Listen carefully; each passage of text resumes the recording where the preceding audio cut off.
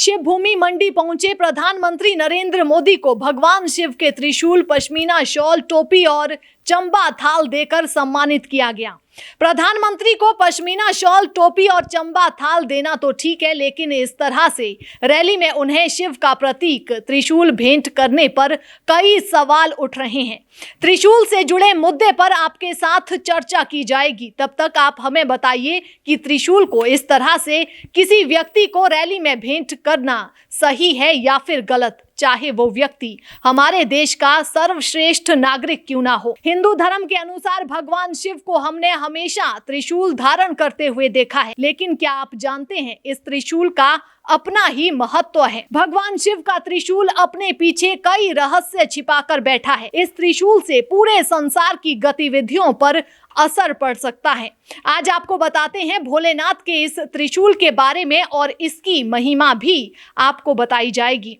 वैसे तो त्रिशूल हिंदू मान्यता के अनुसार कई देवी देवता धारण करते हैं, लेकिन जब इसे भगवान शिव धारण करते हैं तब इसका महत्व अलग होता है। ऐसा कहा जाता है कि जब भगवान शिव पहली बार इस धरती पर प्रकट हुए तब उनके साथ रज, तम और सत गुण का भी जन्म हुआ। महादेव का त्रिशूल प्रकृति के 3 प्रारूप, आविष्कार, रखरखाव और तबाही को भी दर्शाता है। तीनों काल, भूत, वर्तमान और भविष्य भी इस त्रिशूल के अंदर समाते हैं। सिर्फ यही नहीं, त्रिमूर्ति ब्रह्मा, विष्णु और महेश का भी रूप त्रिशूल में देखा जा सकता है। मान्यता तो ये भी है कि त्रिशूल के चलते सभी नकारात्मक ताकतें हमसे हमेशा दूर रहती हैं और हम आध्यात्मिक जीवन की तरफ अग्रसर होते हैं। त्रिशूल एक व्यक्ति के घमंड को भी समाप्त करता है और उसे अपने प्रभु के और पास आने का मौका देता है। वो इस भौतिक जीवन को छोड़ सत्य की अनुभूति करता है।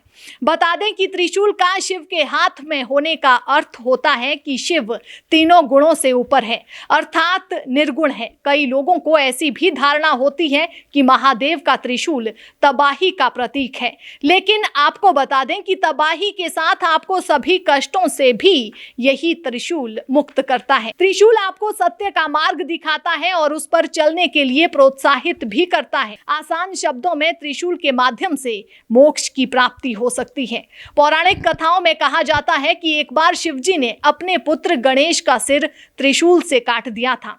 एक बार शिवजी के गण नंदी ने देवी पार्वती की आज्ञा पालन में त्रुटि कर दी थी। इससे नाराज देवी ने अपने शरीर के उपटन से एक बालक का निर्माण कर उसमें प्राण डाल दिए और कहा कि तुम मेरे पुत्र हो, तुम मेरी ही आज्ञा का पालन करना और किसी की नहीं। देवी पार्वती ने यह भी कहा कि वे स्नान करने जा रही हैं, ध्यान रखना कि कोई अंदर ना आने पाए। थोड़ी देर बाद वहां भगवान शंकर आए और देवी पार्वती के भवन में जाने लगे। ये देखकर उस बालक ने विनय पूर्वक उन्हें रोकने का प्रयास किया।